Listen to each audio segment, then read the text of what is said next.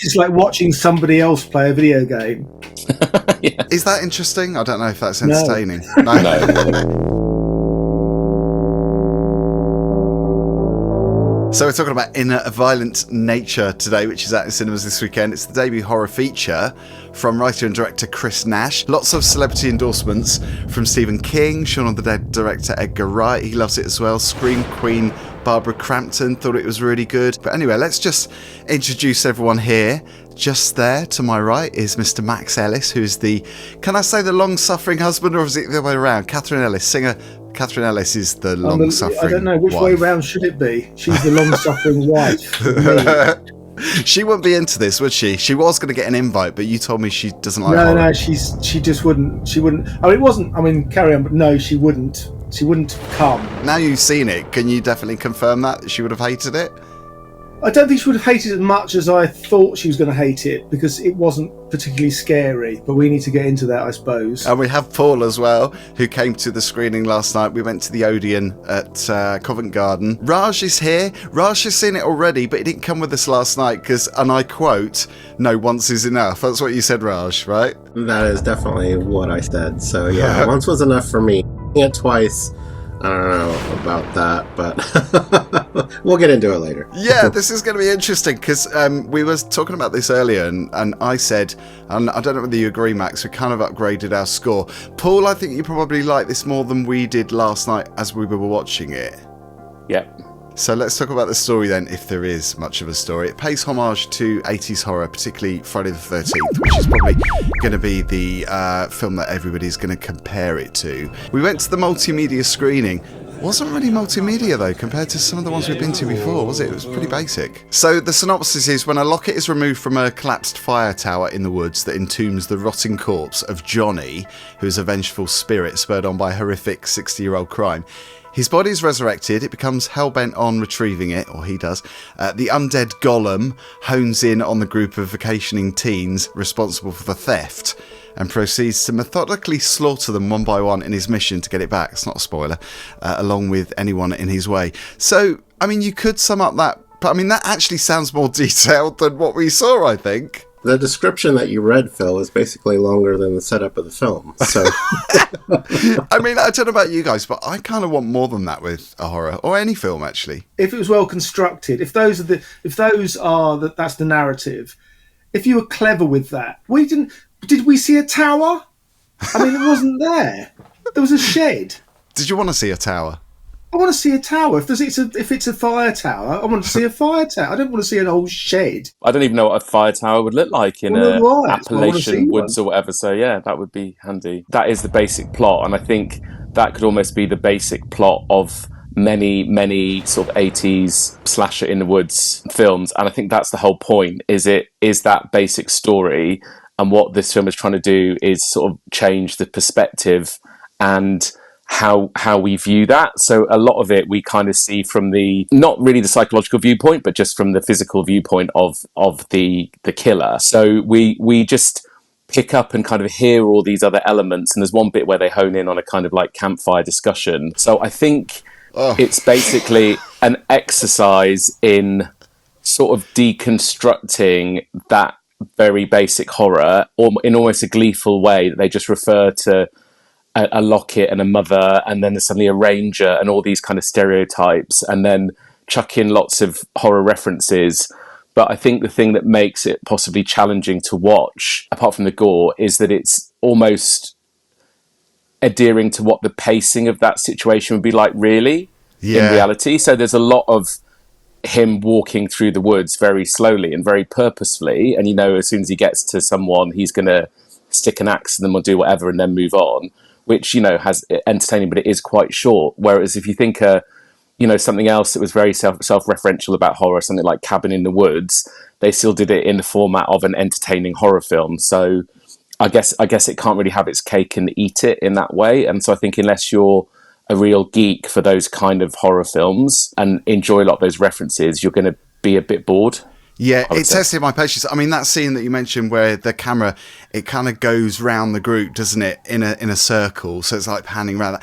That drove me mad. Raj, did it test your patience overall? Yeah, my number one complaint about the film is just the editing, really. Like when he's walking through the woods in the day, and then snap, it's dark. It's like, oh, is that the way that he's been walking all day?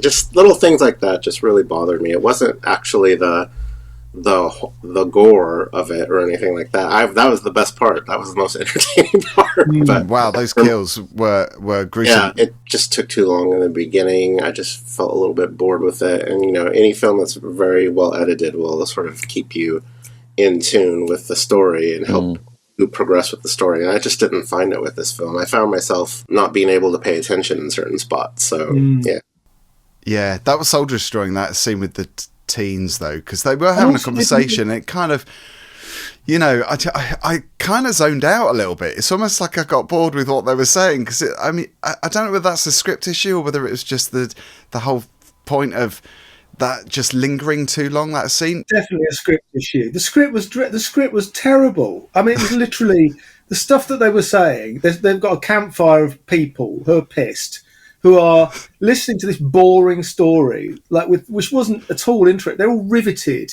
and it's that you wouldn't be. That was the whole thing. It was just like the most tedious story, and it became apparent that it was relative to their situation.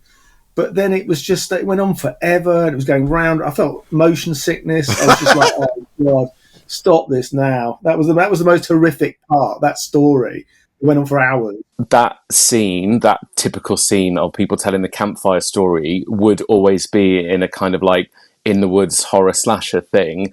But because they were doing it from this perspective that was a bit more realistic, it just meant that it was like a long conversation rather than a sharply edited. You obviously knew that he was very close, and there was bits where he was hinted at him being in the background. There was a slightly tense bit where they all took a group photo, and you know from the tropes of these things that someone's going to develop the photo and then see he's in the background, which again is referred to but you don't see. So it's almost like, because they're throwing away the cliches of editing and all that sort of stuff that needs to come to horror film and doing it in this deconstructed way, it does mean that things are a bit boring, and it makes you realise that kind of like editing and changing of camera angle and music done in a certain way is there for a reason. So this just shows us how good films should be made. Yeah. Does this what the whole point of it? This is as bad as it can possibly be. Everything else is better. Is that what we're saying? Because that's that's a really good point about the music, because there wasn't really any music in it, and I thought it was really good for that reason, because you heard birds and stuff, and you heard crunching of the leaves, as he's walking through. Bones. And bones. And I quite like that, because that made it more eerie and believable to a certain extent, I suppose, because you really felt like you're there with him. And I suppose that kind of following shot of him, it feels like a video game, which I suppose is quite a current thing, isn't it? Yeah, and I was going to say that actually, because I think it was a birthday present a couple of years ago, maybe in lockdown, I was gifted the Friday the 13th game on the Nintendo Switch, which you can choose whether you're going to play a counselor or you're going to play Jason. So you kind of like, a lot of it is from that sort of perspective, and it did make me think of that. But then weirdly, it did shift perspectives at different times, which again you could say is maybe a bit of an inconsistency, because I think what I heard when someone's, I didn't know much about this film, but someone, I mentioned I was going to see it, someone said, oh, that's the one where it's different because it's from the serial killer's perspective. And it, as I say, it kind of is physically at times, but then it does abandon that a little bit. So it's almost like, it's kind of like a video game or a bit of a pastiche of stuff, or just what a horror film would look like from a different angle, I guess. But it makes you think, kind of, do we need that, really? It's like watching somebody else play a video game. Yeah. Is that interesting? I don't know if that's entertaining. No. Because you kind of want to be playing yourself, don't you? Yeah. Raj, you mentioned the kills. I mean, I thought the kills were done brilliantly, well executed, really good makeup as well. I mean, you don't actually see his face until about halfway in, and then when you do see it, it's a real close-up, and it looks great. Those kills, though, Raj, did you think they were done great? I mean, you said that was a highlight. I mean, as someone who doesn't really enjoy horror films maybe as much as you do, Phil, I thought the kills were great, actually. But again, sort of contrasting to the editing, like there's a scene with a woodcutter, which I thought was a brilliant kill scene, but it just kept going on and on and on and on. And I was like, longer. Yeah. I get it. Done all the limbs. I understand what you're doing. And then turn his head. I'm like, okay, one more time. That was really disturbing, because when you think about the context of that kill, what happens before, it's like, because I had to question it. I was like, what? Without spoiling it, like I was thinking, hang on, there's not much emotion, and obviously there's a reason for that. But emotion, I mean, again, this is something else with this film.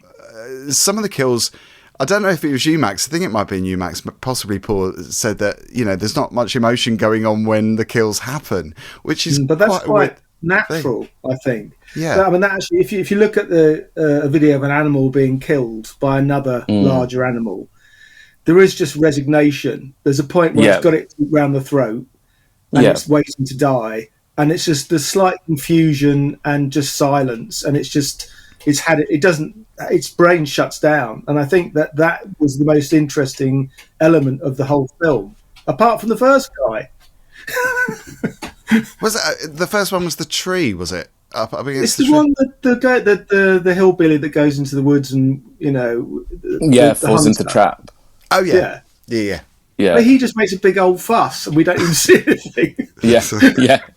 I think it's a really good point, actually, because if you think about I mean, the last Scream film, it's literally like, how many times can someone be stabbed and still be alive? And I'm not, and obviously, you know, the trope is that the killer seems to be indestructible, but in terms of the victims, there's literally victims of multiple stab wounds left for dead, and they come back and kind of.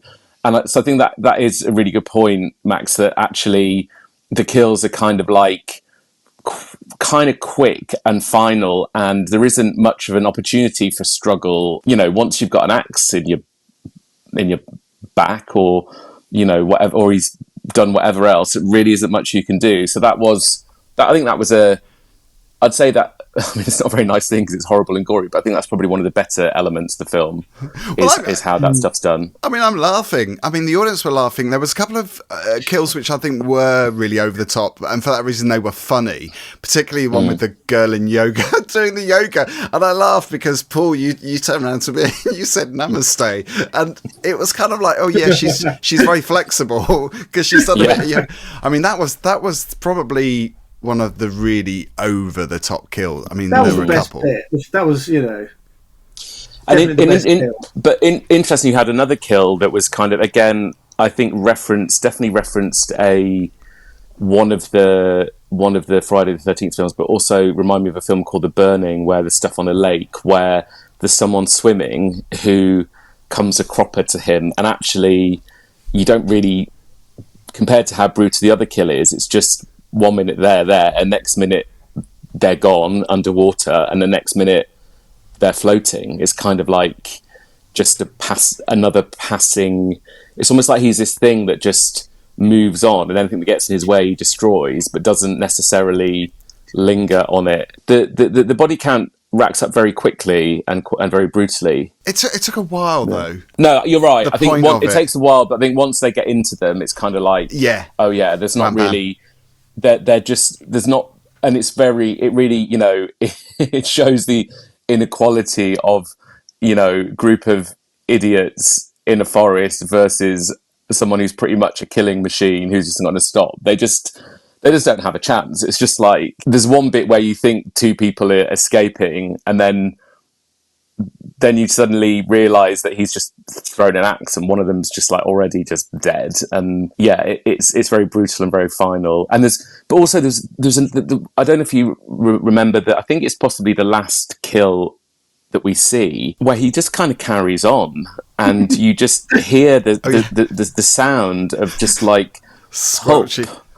Yeah, it's just like, and you know, literally, I mean, you know, what is it? Our bodies are whatever % water, and it's just like, you know, actually, if you do that brutal whatever and keep going, it's kind of like probably what it would be. It's very hard to engage with anything when there's not really anybody to be rooting for, anyone to have sympathy for. And there kind of is a final girl trope within it, but even then, what's the point? Yeah. That's the main problem I had with it. And I was going to ask you, Raj, as well, because I know you're not... Yeah, you like horror, but like you said, I probably like it a little bit more. But with this, I felt like I needed more, because story-wise there wasn't much, and also what you mentioned, Paul, as well, with the emotional, relatability thing. Like, you want to care for the characters, and I couldn't bear the people in it. I didn't care. I could maybe forgive the film if that sort of last car ride scene actually paid off anything, or there's opportunity for a big twist or to expand the story. It just didn't. The final girl kind of apparently gets rescued. We don't, I'm not giving anything away, but there's then a very, very long scene with the person who's picked her up talking.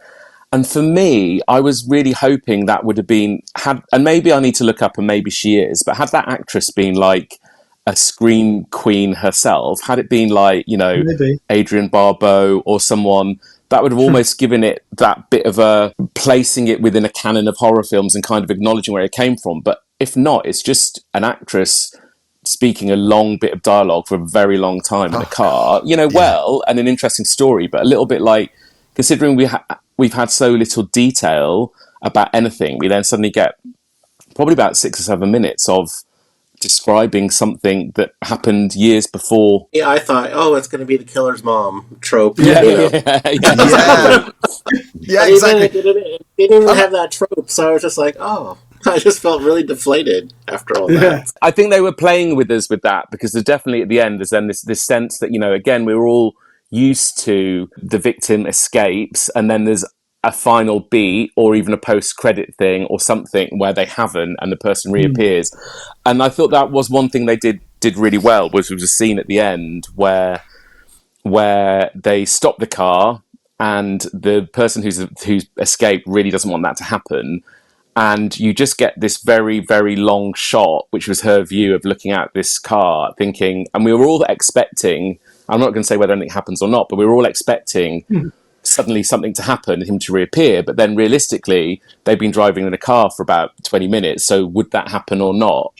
But again, it's playing with our sense of unease and expectations. So I think there's these little almost momentary masterstrokes of really edging us towards what we expect from that thing, and then leaving us to whether it's going to happen or not. But I think unfortunately those moments are a bit far and few between to make it like the masterpiece it wants to be, of a kind of deconstruction and playing around with what audiences expect from those kind of films. I don't know about you guys, but I thought certain scenes were drawn out deliberately, so it was almost like padding in a way, because they could concentrate on the gory bits that were well done and well executed. And I presume that's where the budget, or most of it, or a lot of it went.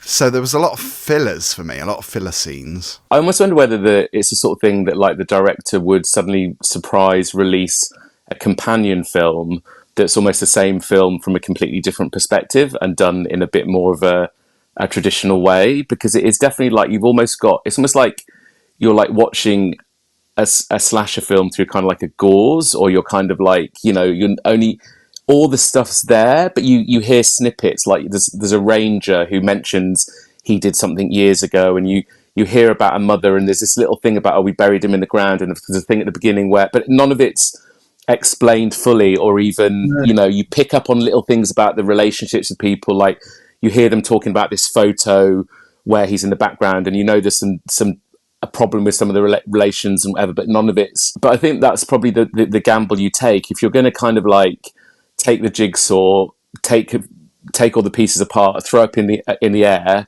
chuck a few pieces in the bin, and then try and put it together again. Is it going to be an entertaining experience? And I kind of think, I would think a lot of people would appreciate this and find stuff of interest with it, but I don't think it gives you the same effect that a good 80s slasher horror would do. We were just talking about that, Max, weren't we? I mean, I could hear you groaning. I kept turning around to you, and you're quite fidgety. Kept so getting out your seat. I'm chuckling away, and he's groaning. I don't know. I just thought, I read that Guardian review, and then she was sort of saying, it's like it's the beautiful setting and the serial killer wandering through the.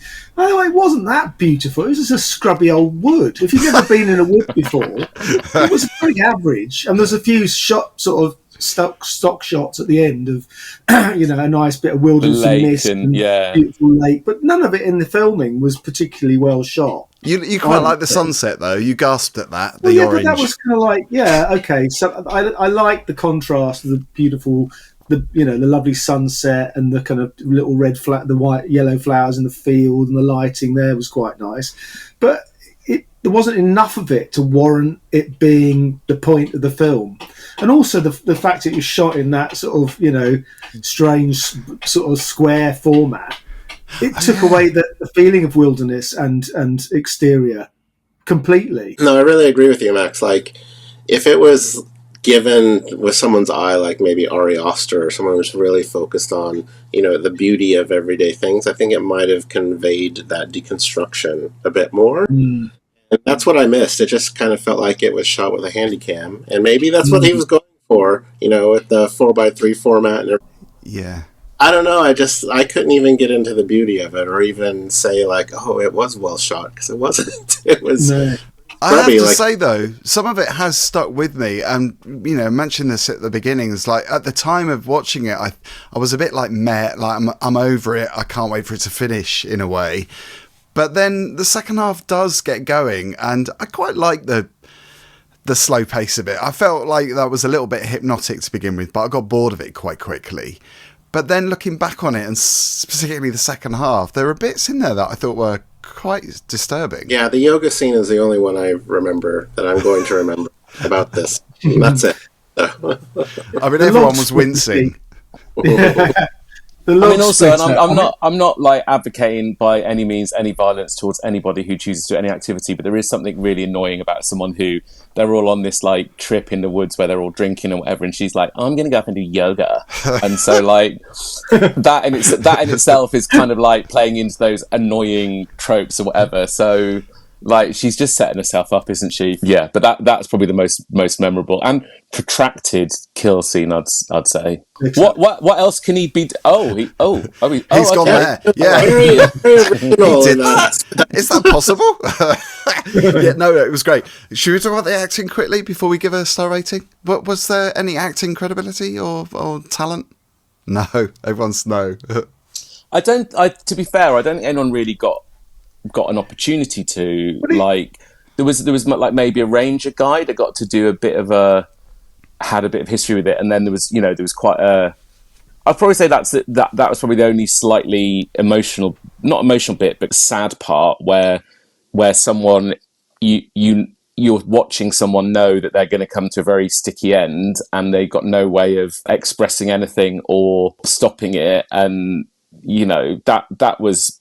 But I don't know whether that was really acting, but I just don't think the characters were given anything to do. I mean, to be fair, also the main actor, he's got his face in one scene, but it could have been anyone for a lot of it. It could have been a stuntman, it could have been whatever, because you're just seeing him walking around from behind. At the beginning, I thought, oh yeah, he's quite beefy, and he's got really big beefy hands. I quite like that. And then you realise his hands are actually gross. It's like when they show the close-ups of those scabby skin. It's like, ooh, let's put me off here a little bit. King Charles's hands. Yeah, sausage fingers. Sausage fingers. Right, okay, so star rating. This is going to be interesting. Should we go with you, Max, first of all? Because you did upgrade your score from I upgraded it to 2. I mean, I really thought it was crap. I mean, I don't watch that many. So my only reference points are the films I've seen, which are Friday the 13th and Halloween. And those are the only 2 slashers I've ever seen. So, I haven't really got anything to judge it by that's of a similar nature.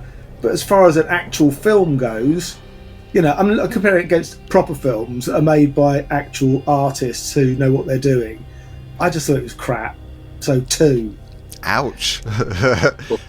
Watch out, Johnny's after you. Raj, what are you going for? I'm probably going to give it a 2 as well. Like, I can appreciate what it was trying to do, but it just didn't execute for that number 3 star rating for me. So a 2 it is. And you, Paul?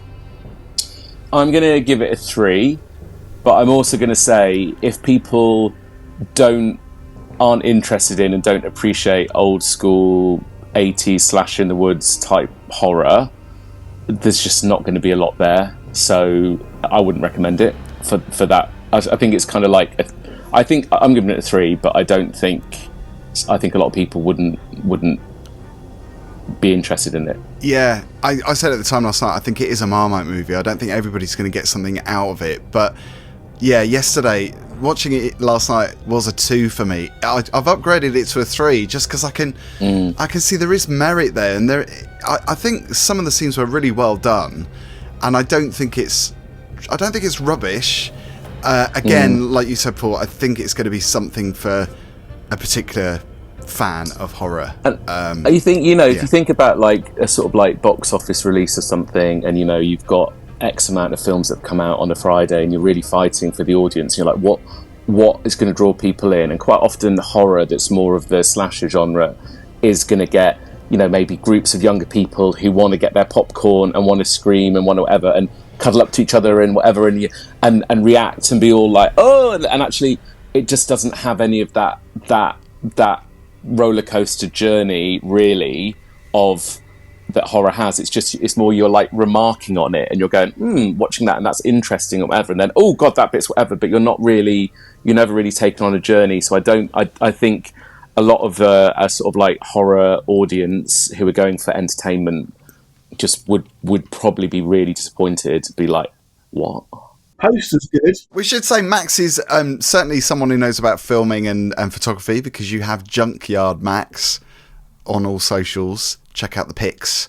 He knows his stuff. I think that the poster was the thing that was by far the best thing about the film. I think that to me, I saw the poster, I thought, oh, that looks quite interesting, and then it said it was had a different perspective, but it had that kind of looks like a Rammstein sort of cover. We should see if we can get your review on the poster. Imagine if the poster said, "Great poster, Max, Boys on Films." Yeah. It's a bit like when you go to see a play and someone's involved in or directing, how was it, whatever, and when someone's like starts commenting on, yeah, the scenery was really good, it's a bit like just trying to find something nice to say. Yeah, the poster's amazing. Yeah, I really like the popcorn was really good. Yeah, the seats were really comfy. Ooh, yes. So let us know if you're going to see it in a violent nature at cinemas now. Thank you, Max, for being such a fabulous guest. Thank you, Raj and Paul. We've got Long Legs next to do. I think we're all going to contribute something towards that. I'm going to see it tonight. I can't wait. Good. Yes, let's do it. So yeah, see you soon, boys. Don't forget to subscribe, and see you on the next one.